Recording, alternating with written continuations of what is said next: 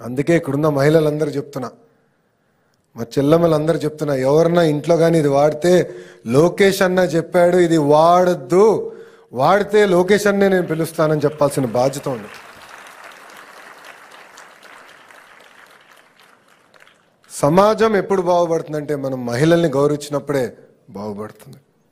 అందుకే సినిమాల్లో, వెబ్ సిరీస్లో కూడా మహిళల్ని కించపరిచే విధంగా వ్యాఖ్యలు ఉండకూడదని నేను ఇప్పటికీ మన గౌరవ ఉప ముఖ్యమంత్రి గారితో చర్చించా, గౌరవ ముఖ్యమంత్రి గారితో కూడా నేను చర్చిస్తాం జరిగింది. దీన్ని మేము ముందరికి తీసుకెళ్తాం. ఇంతేకాదు, నేను మంత్రి అయినప్పుడు ప్రాథమిక పాఠశాలలు ఇస్తున్న పుస్తకాలను నేను చూశాను. దాంట్లో ఇంటి పనులు చేస్తున్న ఫోటోలు చూశాను. అన్నీ ఆడవాళ్ళు చేసే ఫోటోలే వచ్చినాయి. నేను అది 50-50 చేయమని అధికారులకు ఆదేశించాను. అది మొన్న మీకు వచ్చిన పుస్తకాల్లో ఆ మార్పు తీసుకొచ్చాం. ఇది నేను ఎందుకు చేశానంటే, నేను బలంగా నమ్మేది ఇంటి పనులు కూడా ఆడమగ ఇద్దరు సమానంగా చేయాల్సిన బాధ్యత ఉంది. నేను అమెరికాలో MBA చేసినప్పుడు ఫస్ట్ ఇయర్ అయిన తర్వాత నాకు పెళ్ళయింది. చిన్న వయసులో బ్రహ్మణికి నాకు పెళ్ళయింది. అప్పుడు పనులు మేము ఇద్దరం 50-50 చేసుకున్నాను. ఒకసారి ఆమె లాండ్రీ చేస్తే ఇంకోసారి నేను చేశాను. మాకు ఎలాంటి ఫీలింగ్ లేదు. అందుకే ఆ మార్పు సమాజంలో రావాలని మేము బలంగా నమ్మాం.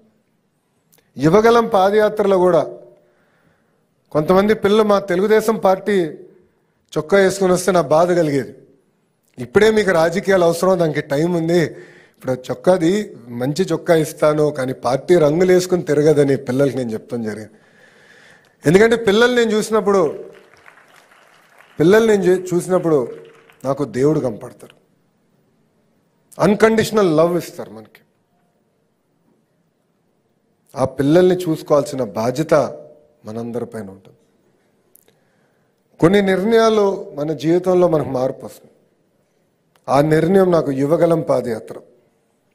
ఆ యువగలం పాదయాత్ర నేను చేసినప్పుడు చంద్రగిరి నియోజకవర్గంలో, నాకు ఇప్పుడు కూడా బాగా గుర్తు, చంద్రగిరి నియోజకవర్గంలో మహిళలతో ఒక సమావేశం ఏర్పాటు చేసుకున్నాం. ఆ సమావేశం ఏర్పాటు అయిన తర్వాత ఒక తల్లి నా దగ్గరకు వచ్చింది. మొత్తం కప్పేసుకుని ఉంది, కేవలం కళ్ళే కనపడుతున్నాయి.